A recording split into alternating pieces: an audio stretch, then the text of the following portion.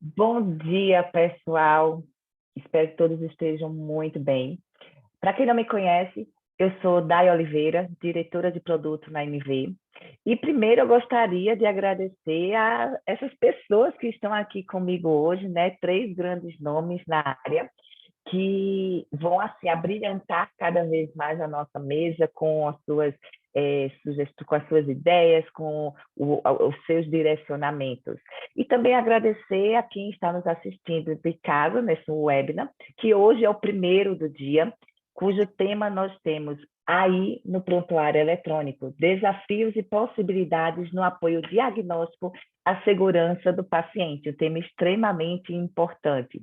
Comigo estão aqui o Guilherme Pereira, gerente médico da Healthcare Alliance, Lucas Arconi, diretor de estratégia e inovação da Sofia Health, e o Rafael de Moraes, CTO da iHealth Grupo, desculpa. Sejam todos muito bem-vindos, pessoal. Bom dia, pessoal. Prazer em estar aqui compondo essa mesa com pessoas aí de alto gabarito. Desejo a todos um excelente evento. Muito obrigado aí pelo convite. Muito legal estar aqui com vocês. Vamos lá. Obrigado. Bom dia a todos. Eu acho que vai ser uma ótima discussão. Prazer estar aqui com vocês. Eu tenho certeza que a discussão vai ser ótima, até porque é o tema do momento, né? Inteligência artificial.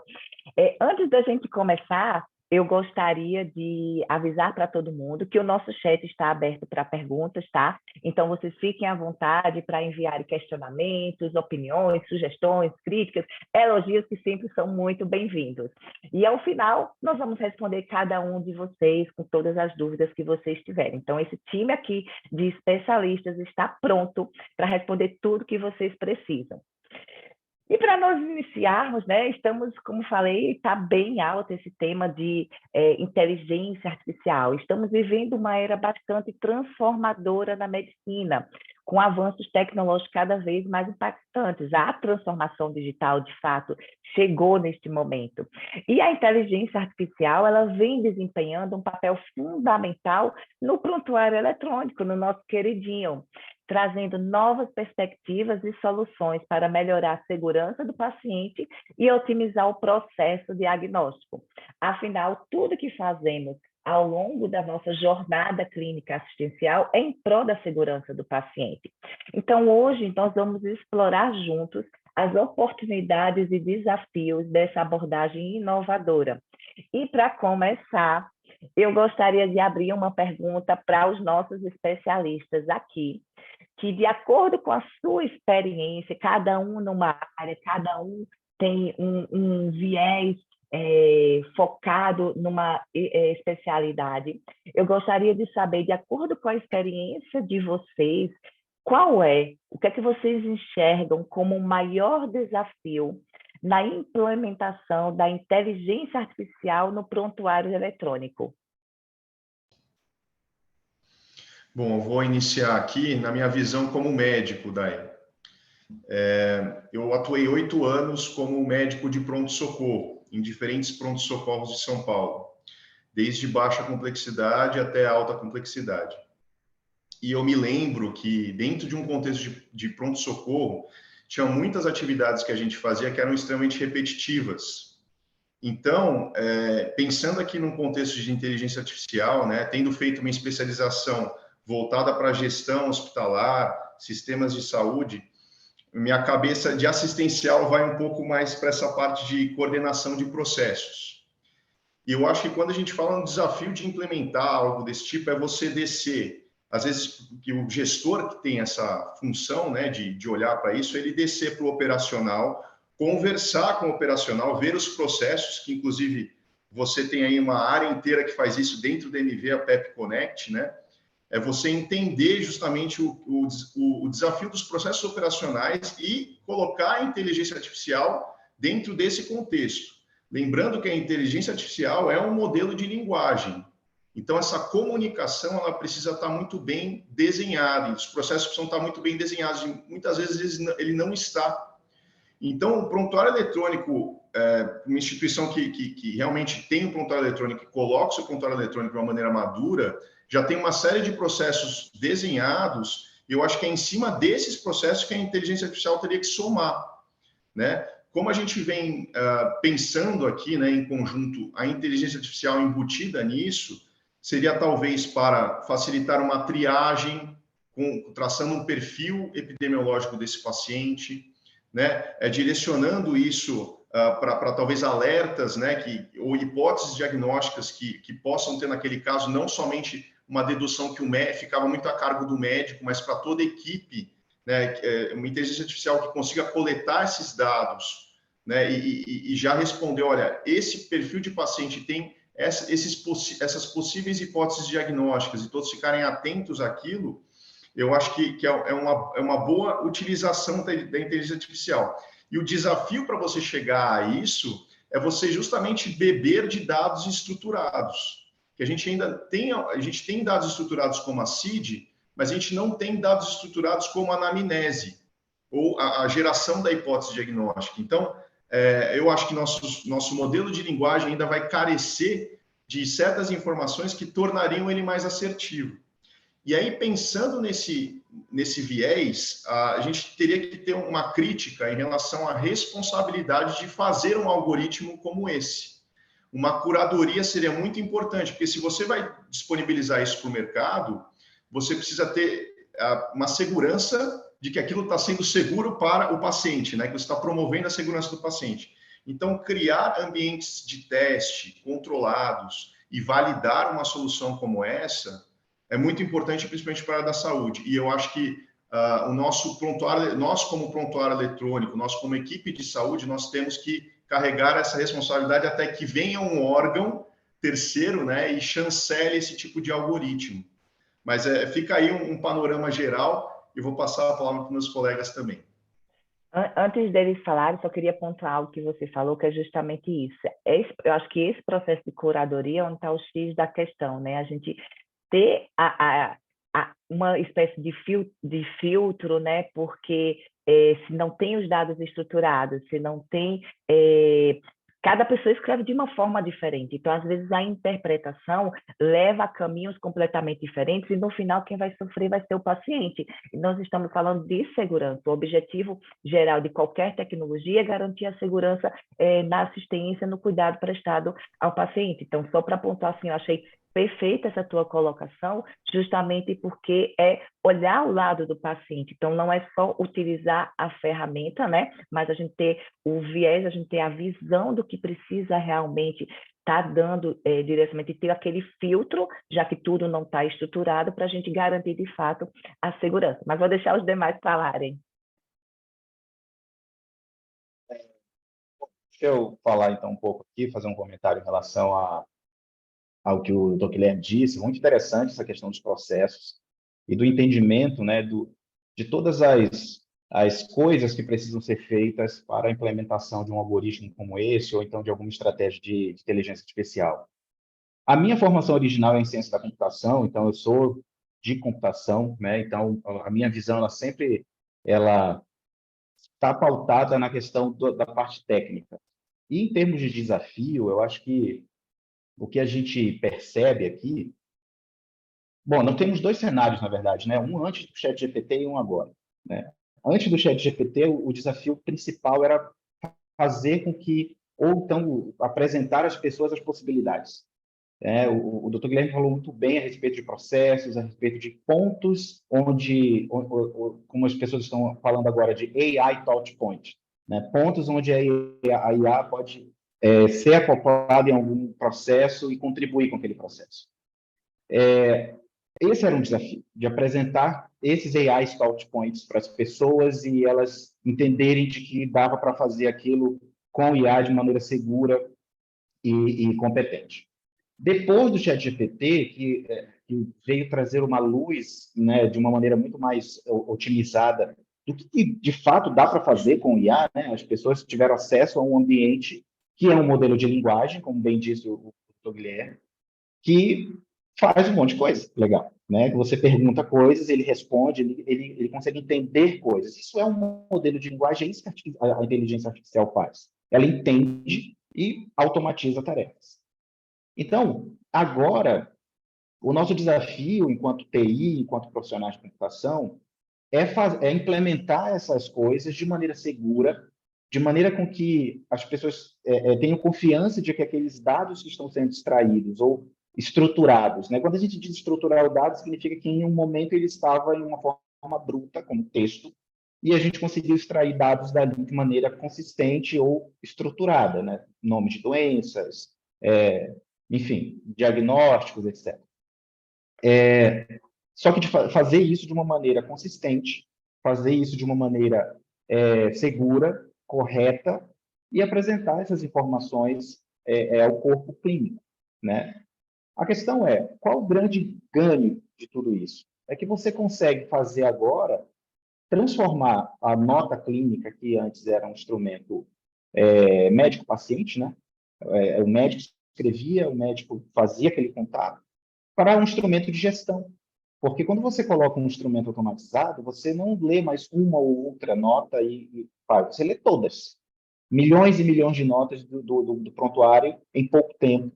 Analisa, estrutura esse dado e dá à disposição e enriquece ainda mais o prontuário, né, para a tomada de decisão. Então, acho que o desafio é agora fazer isso de uma maneira escalável, segura e utilizando tudo que a tecnologia tem aí para nos dar.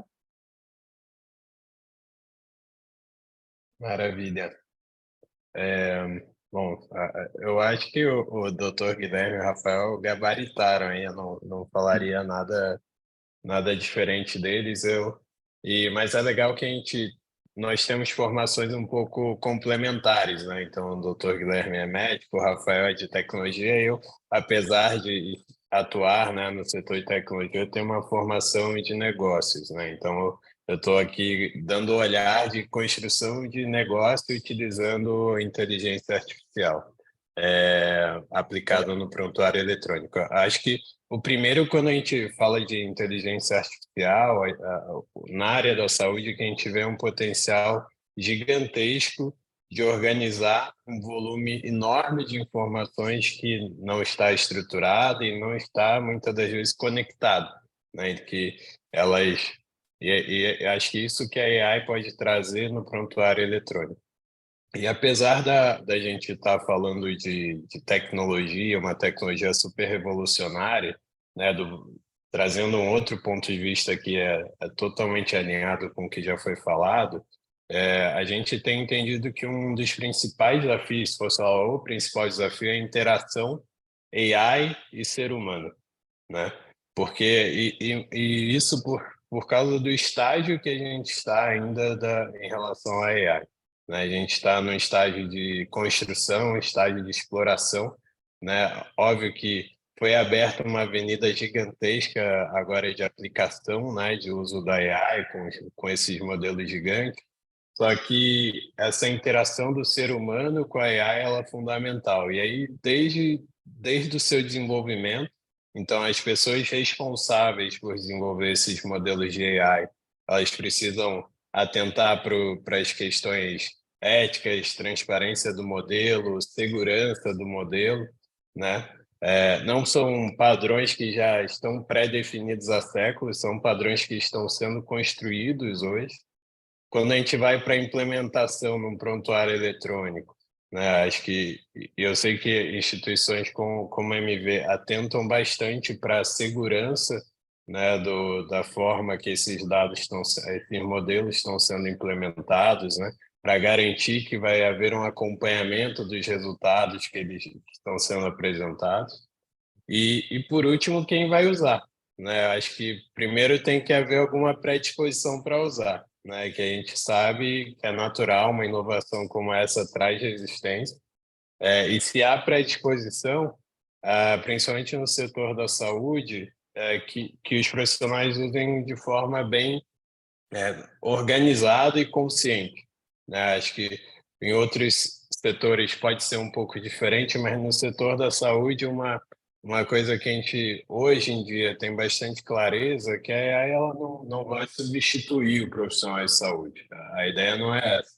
A ideia é justamente que a AI potencialize esse profissional para melhorar o desfecho, melhorar a qualidade, a segurança no tratamento do paciente, e por isso sempre precisa haver um ser humano ali para validar o que os modelos estão trazendo de resposta, né? Então, acho que essa seria a minha visão. Ô, Lucas, você acabou de responder algo que eu ia emendar com a sua fala, que era justamente isso. Como tirar o medo, né? Aproveitando a fala que você estava, porque as pessoas elas criam aquela barreira. Então, a partir do momento que tem algo novo, algo tecnológico, sempre acaba sendo assim, mas isso vai tirar o meu lugar, mas isso aqui eu não vou querer mexer. Será que realmente é 100% seguro? Então, minha pergunta era justamente isso, como é que a gente consegue, aí também fica aberta para os demais também quererem responder, como que a gente consegue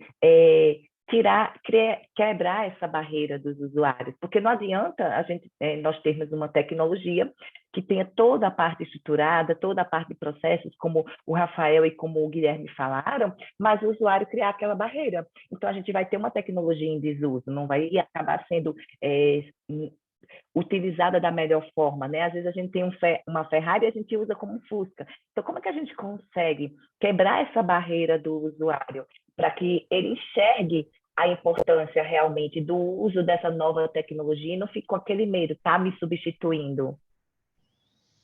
Daí, acho que isso daí passa por algumas questões do dia a dia do profissional de saúde nas instituições, né?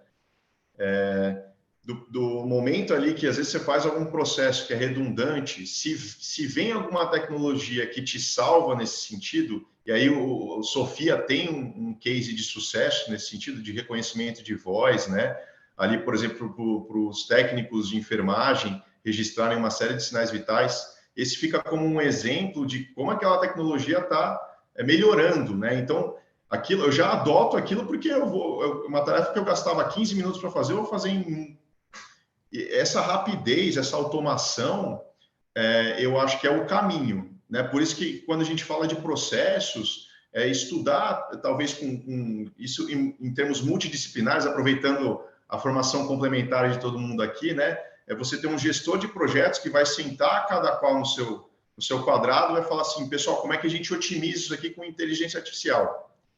E aí, com base nisso, aplicar, né? E ver se realmente melhora, porque tem tecnologias que são implementadas e você acaba tendo um processo aí pior, né? Então, tem que ser sempre melhor. Então, nesse sentido, eu acho que se houver um passo atrás para analisar se o processo está bem construído e aí sim colocar a inteligência artificial em cima disso e acostumar o pessoal naquela rotina, eu acho que é o melhor caminho. E aí, nesse sentido, eu acho que a gente não tem ainda um laboratório para você explorar isso, e eu exploraria isso por setor hospitalar, porque um pronto-socorro é diferente de uma enfermaria, que é diferente de uma UTI, são linguagens totalmente diferentes.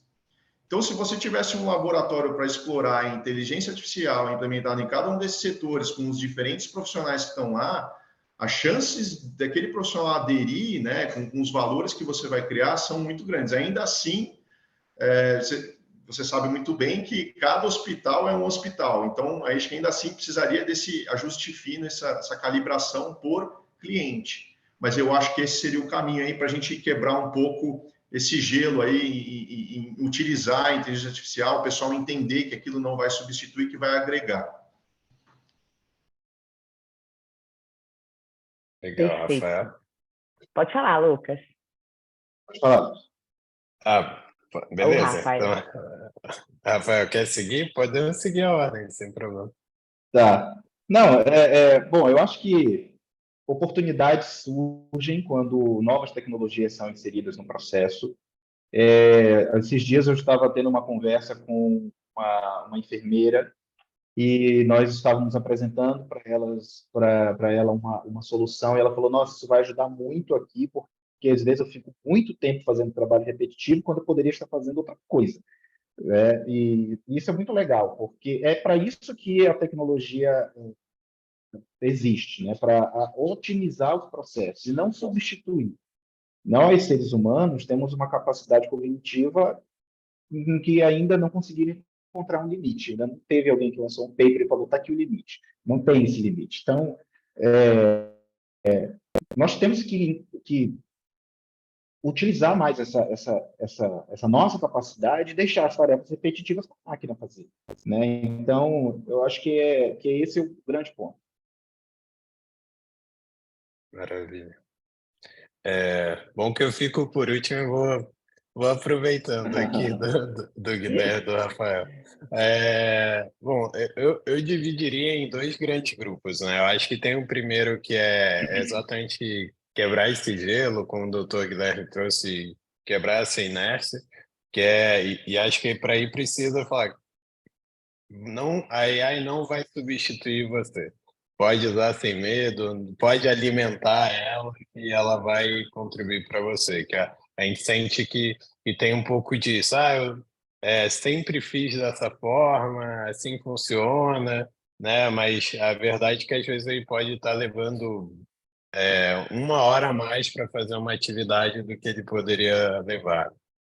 E o outro lado realmente existe um pouco, eu acredito bastante nisso que foi falado, de delimitar um contexto para aplicação, né? Porque a gente, quando vê uma solução com poder, como a gente está vendo atualmente, a gente fala, cara, eu quero colocar isso em tudo quanto é canto, eu quero resolver tudo. Né? Só que a grande verdade é que se a gente vai por esse caminho, a chance de criar mais resistência, de assustar mais e de provavelmente ter mais erros do que acertos é maior.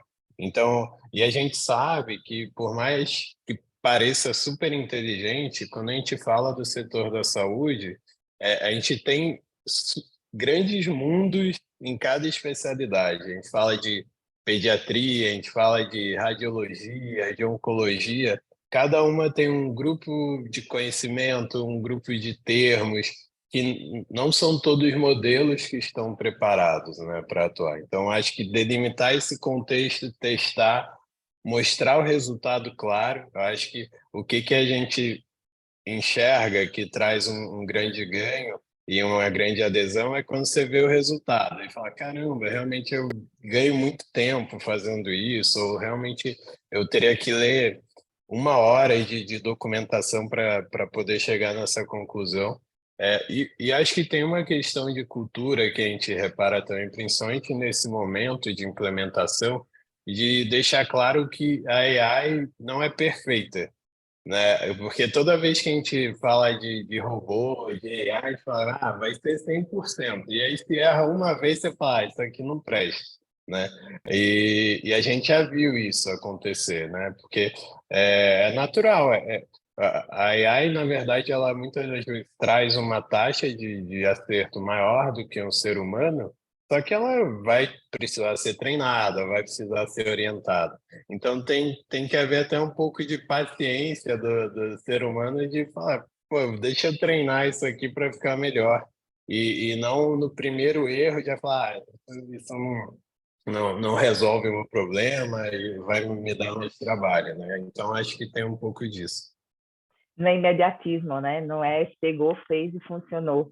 Então tem que ter realmente essa paciência. Eu concordo com tudo que vocês falaram, né? Eu acho que é bem isso, é algo que eu sempre falo. Saúde não é receita de bolo, né? Que todo mundo faz igual. Existem os processos, existem as áreas, existem as delimitações que tem que ser estudado de acordo com cada tal para poder achar a melhor forma de atender. E eu acrescentaria apenas trazer o usuário para o contexto, mostrar para ele. O Guilherme fala assim, vamos mostrar para o usuário, mas eu acho que quando a gente pega usuários chaves e mostra para ele a vantagem, olha, tu não vai perder tempo na frente do computador, olha como ela está te ajudando, me dá teu processo aqui, deixa eu desenhar para você e te mostrar como que vai ficar melhor. Aí eu acho que quando ele enxerga aquilo, eu acho que fica mais fácil até a aderência. Mas eu vou mudar agora a ordem aqui, tá, Lucas? E aí eu vou aproveitar que você estava falando justamente para entender como que a Sophia Health está lidando com os desafios e oportunidades dessa abordagem para aprimorar a segurança do paciente e promover um cuidado de saúde mais eficiente e centrado nele, né? Então, quais seriam as principais possibilidades, benefícios do uso da aplicação artificial e como que vocês estão responsável pela parte de inovação e tecnologia, como que o Sofia está lidando com esses desafios, o que é que está preparado, o que é que está montando que a gente possa contar, que vai vir, e a gente, opa, tem novidade aí. Maravilha. Tem alguns dados que a gente considera bastante relevante desde da fundação da Sofia e orienta bastante o nosso desenvolvimento aqui dentro de casa. Um deles é que 1/3 do tempo, né, dos profissionais de saúde é gasto com documentação, né? Existe uma documentação muito extensa. E tem um ponto que vocês trouxeram, que também tem um dado bem relevante, que é mais de 70% dos dados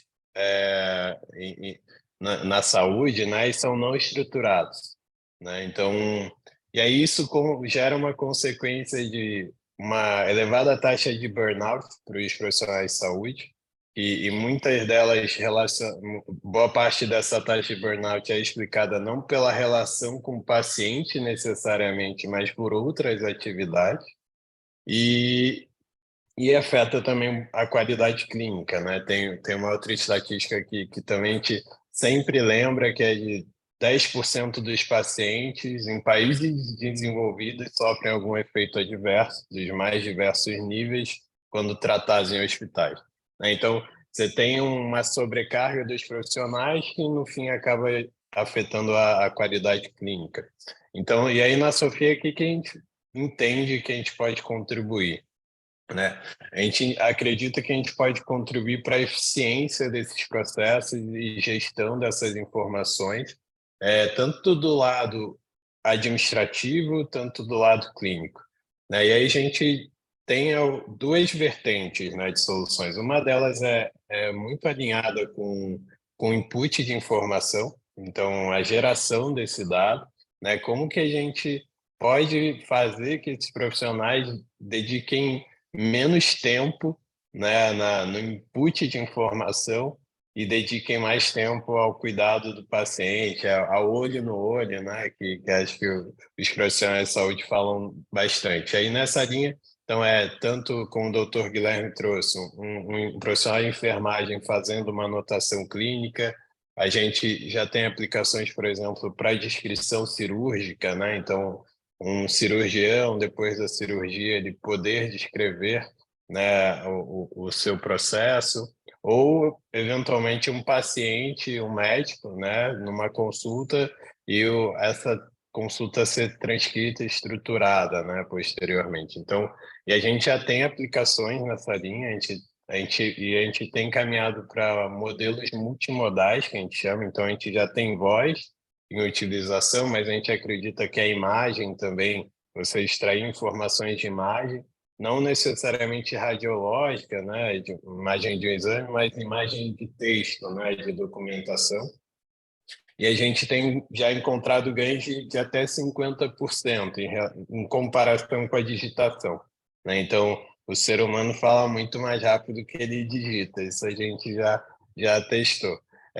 Então, isso é uma vertente. E a outra vertente é exatamente conectar essas informações não estruturadas e nem sempre conectadas para gerar recomendações.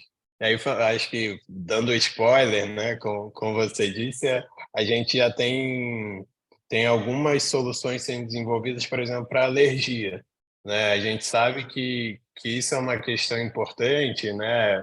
Eu conheci pessoas que elas andam literalmente com uma cartilha de itens que elas são alérgicas, né? Só que pensa que cada hospital que ela vai, cada ator que ela interage, nem sempre está claro, ou mesmo dentro da própria instituição, né? Então a gente criou uma espécie de farejador de riscos de alergia para poder recomendar o profissional de saúde, né? Que são informações que ali no dia a dia, ou principalmente numa situação de pronto-socorro, que o doutor Guilherme trouxe, às vezes é difícil do profissional ter tempo de ler toda a documentação daquele paciente e gerar alguma síntese, né? Então, a gente tem trabalhado bastante nessa linha. E todo o tempo que a gente demora, quanto mais rápido, mais atende a assistência, né? Então, cada minuto ali conta, Exatamente. principalmente no contexto de urgência. Aproveitando que você falou bastante sobre os dados, né, justamente para auxiliar, eu vou para o Rafael, que justamente ele falou a parte da estruturação de dados, então queria saber, Rafa, vou te chamar de Rafa, que é mais fácil, como a inteligência artificial e a análise de dados, né, aplicadas dentro do prontuário eletrônico tem contribuído para melhorar, no caso, a segurança do paciente, para evitar erros diagnósticos, otimizar, de fato, a tomada de decisão em tempo real. A gente viu que, Guilherme falou, a maioria escreve em campo não estruturado. O Lucas, ele trouxe a ideia de já pega a voz, já coloca, faz a transcrição da conversa do paciente, só que a gente sabe que muitas dessas informações acabam indo para dados não estruturados, que ali podem ficar informações meio perdidas. Então, o que a gente faz para poder evitar esses erros de diagnóstico? Vamos lá. Olha, eu vou começar com um exemplo real, né, de uma conversa que nós tivemos aqui com a equipe médica de um dos nossos clientes, que aconteceu o seguinte: um paciente deu entrada no hospital com uma fratura, onde ele teve um evento mecânico, ele fraturou um osso. E, durante o processo ali de cuidado, o médico perguntou para ele se ele toma algum medicamento. Ele disse que ele toma sulfato de salbutamol. Sulfato de salbutamol é um broncodilatador. Ele é o princípio ativo de um medicamento chamado Aerodin, por exemplo, que é utilizado para a contenção de espasmos dos brônquios em crises de asma. O paciente nunca disse que ele tem asma. Ele falou que ele consome sulfato de salbutamol. E ele deu entrada no hospital por causa de uma fratura, que não tem nada a ver com asma. Só que isso está escrito na nota. Só isso, sulfato de salbutamol. Então, nós desenvolvemos um produto que a gente chama de Smart Health Connect, que é o SHC, que ele faz a leitura desses textos. E ele procura extrair essas informações do texto clínico e depois fazer correlações entre os dados que ele encontrou. Uma das coisas que ele pode fazer, que a IA pode contribuir, principalmente na segurança do paciente, é chamar a atenção do corpo clínico e dizer: olha, esse paciente provavelmente tem asma. Ele não vai dizer nunca que ele tem, porque ele não pode fazer isso, ele é uma máquina, né? Ele não tem condições de dar diagnóstico. Mas ele pode chamar atenção para um fato que foi dito pelo paciente, foi escrito pelo corpo clínico e pode, eventualmente, devido à quantidade de trabalho, a sobrecarga de coisas que o corpo clínico está envolvido, pode ser que isso passe batido. Pode ser, né? E pode contribuir com a segurança do paciente, se este for o caso. Então, a inteligência artificial está aqui para isso, para chegar, analisar esse dado, estruturar essa informação e alertar: olha, além disso que ele falou, ele tem uma fratura aqui, mas ele também pode ter asma. Atenção para esse ponto aqui e tudo mais. Então, essa estruturação de dado que vai além de simplesmente extrair nome de coisa e colocar dentro de uma tabela, que é uma estruturação de dado mais inteligente, digamos assim, algo que vai buscar correlações, algo que lê de fato, que entende o estado clínico do paciente. E volto a dizer, não de um paciente. Nós aqui, hoje, já chegamos à marca de 30 milhões de notas clínicas processadas. Há poucos dias atrás, já nós fizemos uma atualização do modelo, nós tivemos que processar tudo de novo. Nós processamos esse volume em menos de uma semana, em menos de 5 dias. 30 milhões de notas. É um volume muito grande, que gera outros dados de uma maneira muito substancial. Então, é nesse sentido que a IA vem contribuir, porque ela extrai a informação, ela coloca esse dado de uma maneira mais inteligente. É claro que a gente está falando de um trabalho de base aqui, né, computacionalmente falando, a gente extraiu o dado e colocou. Ainda falta ter interfaces com a equipe clínica de uma maneira que seja mais fácil de entender. Eu não faço ideia de como é que seja a dinâmica em uma UTI, por exemplo, o Guilherme sabe, mas eu não sei. Então, qual seria a melhor forma de apresentar esses dados? Isso é algo que nós ainda estamos trabalhando. Mas, já como nós sabemos que tem que ter dado para apresentar, então o nosso desafio, indo na linha da segurança do paciente, de criar mecanismos, por exemplo, de detecção de condição clínica ameaçadora da vida. Porque alguém pode ter dito alguma coisa lá no início da nota. E aí, um determinado exame, o cálcio diminuiu para alguma coisa. O cálcio diminuiu para menos de 5 é um elemento extremamente importante que tem que ser levado em consideração. Mas será que no meio de tanto texto, alguém vai perceber aquilo diante do trabalho que está sendo feito? É aí que a IA entra. Para analisar esse texto de uma maneira diferente, não simplesmente extraindo, como eu disse, mas chamando atenção e criando uma interface com o corpo clínico de maneira que eles sejam capazes de ver isso, né? E que há tempo, de forma tempestiva, que é importante. Não adianta você dizer isso 5 dias depois, você tem que falar na hora, né? Porque é importante para a linha de cuidado. Então, eu acho que é por aí. É o que nós estamos fazendo aqui.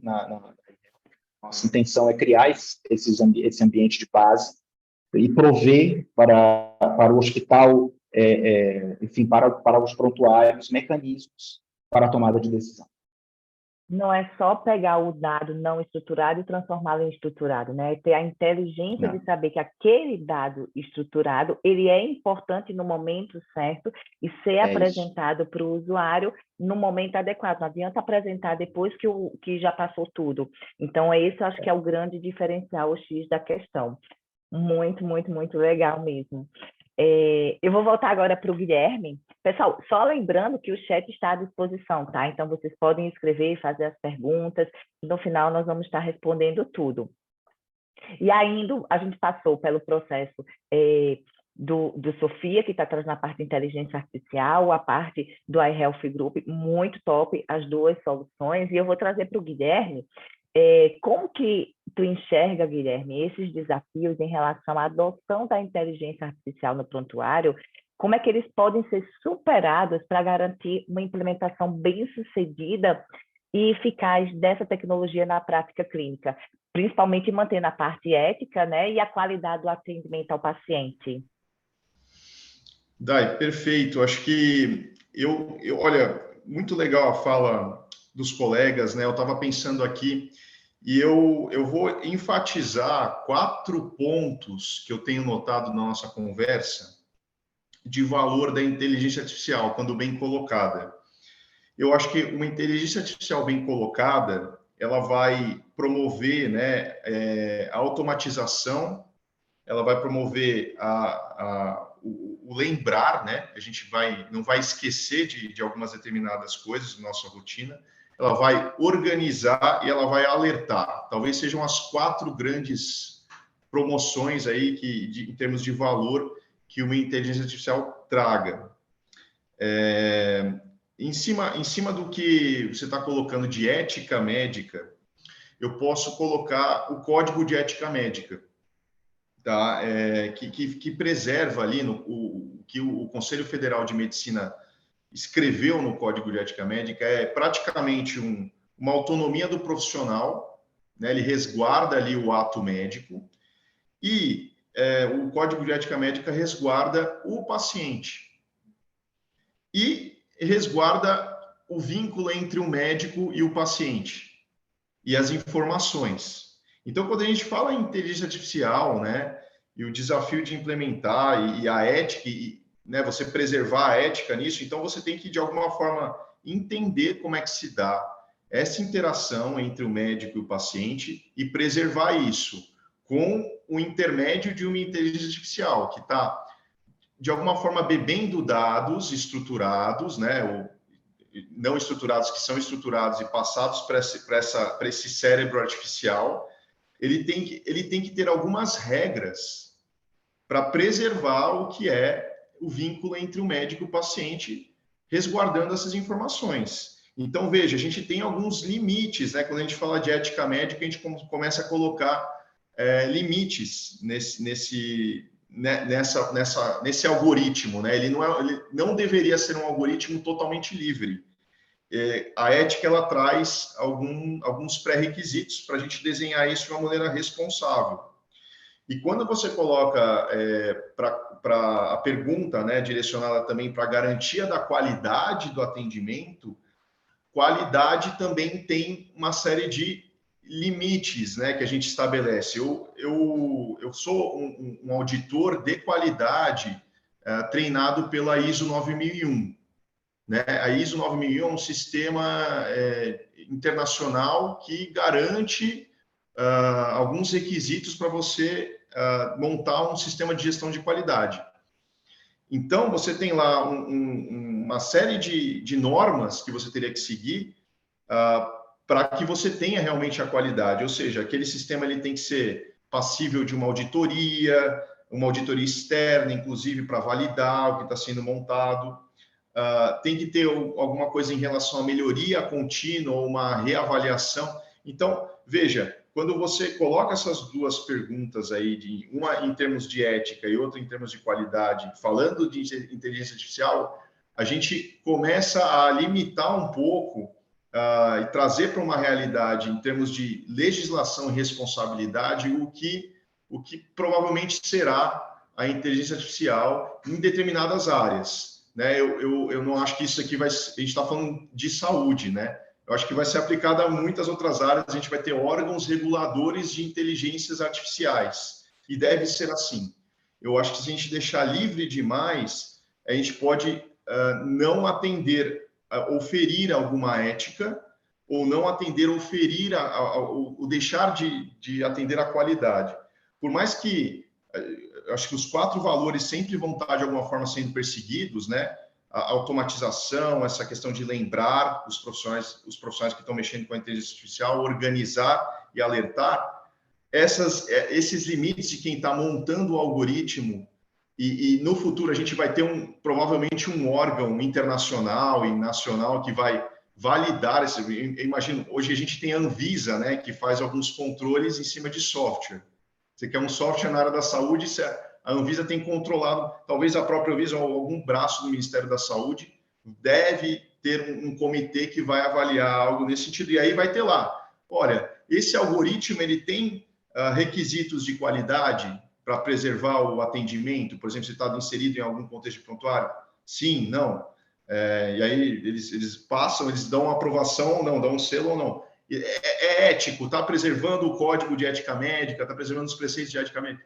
Então, são coisas, veja, a gente está no pioneirismo de montar algo, né, na vanguarda de algo que talvez depois vai se tornar natural, eu acredito que sim, e uma vez natural, ele vai ter que sofrer os mesmos controles que a área da saúde passa, ou outras áreas passam. E aí passa muito por essa questão de controle e regulação. Eu acho que isso fala muito em segurança e em preservar. Então, eu acredito que a gente tenha que acompanhar isso e até mesmo incentivar para que isso seja feito de alguma forma, sempre olhando para o que existe já, né, construído nesse sentido. Então, eu deixo aí minha fala direcionada nesse caminho aí de olhar o que já temos em termos de qualidade, que tem muita coisa já escrita, e trazer isso, puxar isso para o contexto da responsabilidade de quem for introduzir isso dentro de um prontuário eletrônico, por exemplo. Ou a mesma coisa na ética médica, né? São preceitos que já estão estabelecidos e devem ser seguidos, e a gente não pode, por ser uma inovação, por ser uma vanguarda, deixar de atender isso, sabe? Entendi. Assim, eu concordo que a gente tem que ter realmente a cautela, né, na empregabilidade em relação a isso, para a gente não passar. Mas aí eu fico uma pergunta, eu vou falar para os 3, tá? Quando a gente fala no processo da inteligência artificial, que a gente vai estar entregando dentro do uso do prontuário, ela vai estar dando uma sugestão, correto? Então, por exemplo, o Rafa colocou, ela vai chegar, vai colocar nos dados estruturados, vai dar um alerta, vai mostrar que o paciente faz o uso daquele determinado medicamento, na parte do Sofia está lá fazendo a transcrição dos dados, está mostrando para o usuário, mas no final, o decisor final é o usuário. Ele vai estar meio como um apoio à decisão e o usuário vai usar daquilo, não sei se vocês concordam, com uma forma de automatizar os seus processos, os seus direcionamentos, para poder chegar na melhor solução, na melhor qualidade da assistência prestada. Seria por este caminho? Olha, eu li uma vez em um livro e o autor dizia que tecnologia, ela é o catalisador da inovação. Então, a inovação, ela vem do processo que a comunidade vai estabelecer, a forma como a equipe médica o corpo clínico, né, vai tratar e cuidar daquele paciente.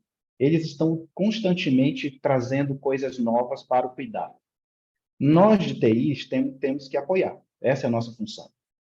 Então, por isso que a gente gosta de usar o nome suporte à decisão, porque ainda não vai ser como nos filmes de ficção científica, que, como um bom profissional de TI tem de gostar desse tipo de filme, não vai ser assim ainda, né? Nós ainda vamos, e é bom que seja assim, né? E a ideia daqui é dar suporte ao corpo clínico, ajudar, chamar atenção. Imagina você processar milhões e milhões de dados ao mesmo tempo e ter isso à sua disposição, né? Ter um agente que te coloca à disposição de você fazer uma pergunta e ele te responder em milésimos de segundo com base naquele paciente. Nós estamos construindo uma solução onde você vai ter o paciente, você vai poder fazer perguntas sobre aquele paciente e o modelo vai te responder coisas sobre aquele paciente, né? E não de maneira geral, ou então algo como a gente já ouviu falar sobre alucinações que os modelos de linguagem, os maiores, têm, né? As coisas vão ser mais centradas com o objetivo de dar apoio e suporte ao profissional que está tomando aquela decisão, para que a decisão seja embasada, seja tomada de uma forma mais segura e o trabalho seja mais rápido. A gente também não está falando só de rapidez, de melhorar, de fazer coisas mais rápido, mas fazer coisas com mais qualidade, com mais segurança. E aí, é por isso que eu acredito que o instrumento computacional ele vai dar ele se encaixa muito bem nisso. E essa tecnologia atual é muito interessante para ajudar a fazer isso. Você reunir todo mundo, fazer perguntas a respeito de toda a tua base de dados, o modelo te responder, e assim você construir uma linha de raciocínio em cima de um caso de um determinado paciente, ou quando você está analisando vários pacientes. Imagina você ter condições de analisar 400 pacientes semelhantes, que têm um quadro clínico parecido, e você conseguir perceber relações entre eles, coisas que normalmente eles fazem, tudo rapidamente na sua frente, né? A gente já tem isso com analytics, isso não é nada novo, né? Isso já vem acontecendo, mas com o advento da inteligência artificial, de modelos neurais, né? Vamos botar assim, voltados para texto clínico, a gente consegue fazer isso com dado não estruturado, que é o texto, que até agora era um petróleo, estava ali, era o pré-sal, né? Era difícil de acessar, complicado. Agora não, agora a gente consegue perfurar, tirar dali o conhecimento e fazer uso correto dessa informação que estava ali. E aí, se você junta isso com os dados estruturados que você já tinha, né, como idade, gênero, sexo biológico, enfim, todas essas informações, olha só o poder que você tem de análise, né? E claro que, consequentemente, isso impacta diretamente na qualidade do cuidado. Perfeito. Penso assim. Eu acho que eu fiz da questão, né? Até para a adoção dos usuários, que apoia a decisão, ele não é o decisor. Então, aquela nossa medo do início de que o usuário vai achar que vai estar substituindo é justamente por esse caminho, é um apoiador, ele não é o decisor final. Exato. Gente, eu sei que nós estamos chegando ao final do webinar, tá? Mas eu gostaria de fazer uma pergunta para todos vocês. Sei que é difícil, que esse assunto está bem empolgante e a gente está aqui falando. Eu já mudei o roteiro todo, acho que vocês perceberam, né? Então, assim, o que eu queria de vocês? Em 1 minuto, qual o primeiro passo? Diante de todas essas possibilidades, diante de tudo que vimos, apoiadores, aceleradores, a parte de transformação, mas qual seria o primeiro passo que a instituição deve dar para adotar a inteligência artificial no prontuário eletrônico? Dai, eu acho que começar por um setor hospitalar, um contexto específico e uma especialidade. Reunir aquele grupo de pessoas e testar, né, aculturar o uso da inteligência artificial naquele contexto. Por exemplo, né, como a gente está pensando aí em desenhar um início, né, a gente ter ali a inteligência artificial numa triagem que vai na coleta das informações iniciais de um paciente, na chegada dele num pronto-socorro. Você conseguiria, com um chat GPT direcionado para a área da saúde, né, elaborar uma elaboração de possíveis diagnósticos, né, ou seja, as hipóteses diagnósticas de acordo com o perfil daquele paciente. Porque se a inteligência artificial tem um acesso a milhões de dados, ela consegue, com aquelas informações que você está colocando daquele paciente, já dar algumas hipóteses. E isso disponibilizado para o time de saúde antes do paciente entrar na sala do médico, e até mesmo fornecido para o médico, traz aí uma segurança do tipo, eu tenho esses possíveis diagnósticos. Médico, você valida ou não? Você reconhece ou não? Então, isso para um profissional que às vezes está cansado ou está limitado por alguma questão, isso traz segurança, porque você, de alguma forma, vai tá ali com uma lista mais completa, né? E não só vinculado a um profissional fazendo aquilo. Então, todo o time vai se mobilizar para garantir aquele diagnóstico ou descartar, né? Que é praticamente o porquê que o paciente vai num pronto-socorro. Ele está com uma queixa, numa duração, e você vai fazer toda a anamnese, pesquisar ali o que diagnóstico que ele tem, né? Esse é o cerne da área da saúde. Então, uma inteligência artificial nesse contexto seria muito valioso para a equipe de saúde e até mesmo para o próprio paciente, né? Fala assim, pô, mas você tem muitos relatos, né? Eu fui lá no pronto-socorro e falaram que eu tinha uma virose, ou falaram que não sabiam direito que eu tinha, me deram medicamento, eu fui para casa. Então, assim, dá um feedback até para o próprio paciente, pô, o que o pessoal pensou, pesquisou, né? O que realmente eu tenho. Então, ele acompanhar esse processo traz um alívio, uma segurança. Então, trazer o paciente e a equipe de profissionais de saúde para junto do médico, no sentido de conhecimento, no sentido de auxílio, não é uma afronta, né? Seria uma equivalência de informações até para a gente garantir um ambiente de segurança do paciente. E veja, isso para o médico, ele tem que se adaptar a isso. Eu acho que é muito valioso um profissional que saiba trabalhar em equipe. A gente tem vários relatos, né, em termos de boas práticas, que um médico integrado a uma equipe de saúde traz outro cenário, inclusive para a segurança do paciente. Então, uma tecnologia que proporcione isso dessa forma, eu acho que fala muito a favor aí de uma boa adoção de uma inteligência artificial. Mas acho que foi muito mais do que um minuto aí, Dai. Então, vou passar para o pessoal. Sem problema, foi bastante interessante. Lucas ou Rafa? Vamos lá. Bom, eu concordo 100%, né, com o que o Dr. Guilherme disse. Ele falou no final aí a questão de equipe e talvez enxergar o instrumento como membro da equipe. Claro que um membro da equipe limitado à condição de máquina que ela mas ainda assim um instrumento que consegue te trazer informações mais rápido, né, e que consegue te apresentar isso de uma maneira mais otimizada.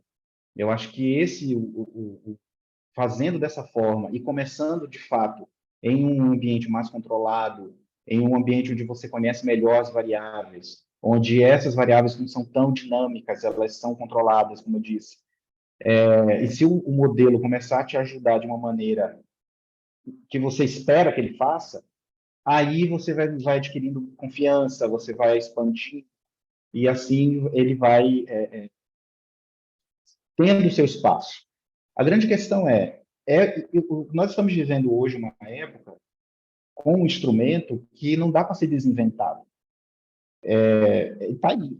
E ele vai ser utilizado por muitas áreas e a saúde pode se beneficiar muito com isso. Né? O modelo de linguagem está acoplado em algo que é o de mais poderoso, talvez, que a humanidade tenha, que é a linguagem, a capacidade de se comunicar.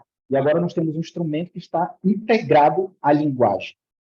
que pode entender o que a gente fala e escreve e nos ajudar nesse processo, né? Então, incluir isso no processo de trabalho de maneira paulatina, de maneira consistente, é o caminho, certamente, né? E nós estamos vivendo o iniciozinho, digamos assim, dessa revolução, dessa nova forma de ver o mundo. E é muito legal poder ter essa oportunidade. Daqui a 10 anos a gente vai olhar para essa gravação e vai dizer, nossa, olha como estava no início, naquela época, e vai ter certamente avançado demais. E é muito bom estar aqui. Muito bom. Do nosso ponto de vista, que a gente tem debatido bastante na Sofia, está super alinhado com o que vocês trouxeram. É até interessante que no começo da Sofia a gente pensou em apelidar a Sofia de R1, né? Como se estivesse no primeiro ano de residência.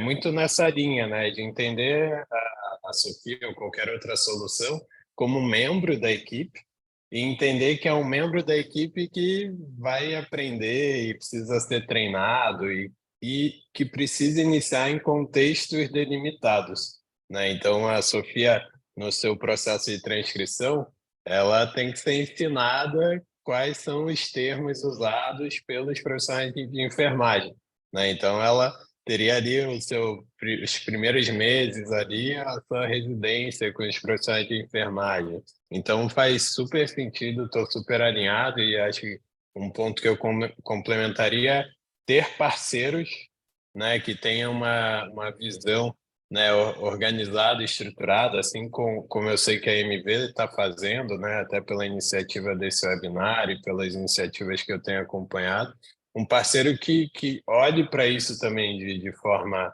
séria, organizada e que veja essa evolução de forma consistente, né? Então, acho que, além desses pontos, delimitar membro da equipe, acho que ter esse conjunto de parceiros, né, para essa construção, né, acho que é fundamental. Perfeito. Ô, Lucas, eu vou deixar um desafio, tá? Você falou que quando a Sofia ela vai fazendo um processo de transcrição, que ela vai pegando pelas velocidades que a gente fala mais rápido do que escreve. Quando eu começar a falar na minha velocidade 2.0, eu vou dizer, Lucas, vamos testar esse negócio, eu quero agora minha velocidade, eu quero que a Sofia pegue mais rápido que eu. Deixar esse desafio aí. Mas é isso, gente. Estamos chegando, né, ao final do nosso webinar. Foi um super papo assim, bem interessante. Esses especialistas aqui deram um show de bola. Eu acho que o que fica aqui do nosso bate-papo, né, é que o processo de inteligência artificial, ele veio realmente o que o Rafa está dizendo, daqui a alguns anos a gente vai ver como nós éramos primitivos, estava iniciando, mas ele veio para ficar, não vai desfazer esse processo. Então, é observar os processos de cada instituição, de cada setor, de cada usuário e saber empregar na melhor forma o uso da tecnologia, o uso da inteligência artificial para garantir a segurança do cuidado da assistência com o paciente, né? Então, gostaria muito de agradecer a todos que acompanharam o nosso webinar, das suas casas, seus trabalhos, da rua, de onde é que esteja, e principalmente a essa mesa maravilhosa que eu adorei conversar, o Rafa, o Lucas e o Guilherme, pelas excelentes contribuições hoje. A gente que agradece, muito obrigado a todos, acho que foi excelente. E fica aí mais um webinar, né, para a gente fazer, acho que tem um próximo aí, essa sessão de atores da saúde está excelente, eu queria parabenizar o pessoal da Healthcare Alliance e obrigado pela oportunidade de estar aqui também. Muito obrigado, foi um prazer. Obrigado, gente, muito bom. Ô, Lucas, não esquece meu desafio, hein? Pode deixar. E lembrando a todo mundo que, como o Guilherme falou, esse é o primeiro dia, né? Daqui a pouquinho, às 11 horas, nós vamos ter o último webinar desse evento digital, que o tema vai ser a tecnologia como garantidora da sustentabilidade e confiabilidade de fluxos nas instituições. Quase não sai, gente. Então, é isso.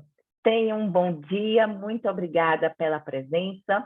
E vamos aí, né? Que a tecnologia, a inteligência artificial, e eu quero daqui a algum tempo, hein, pessoal da Healthcare, fazer outro fórum desse para a gente falar os avanços que tivemos, justamente lembrando esse vídeo que o Rafa falou. É isso, vai ser legal. Vamos pensar o Maravilha. antes e agora um depois, né? De São Paulo, que a gente falou lá atrás, e olha como a gente está agora. Que mundo Muito foi, bom. tenho certeza que vai ser bem diferente. Então, 2 desafios aí, um para o pós e o do Lucas aí para acompanhar minha velocidade 2.0. Fechado.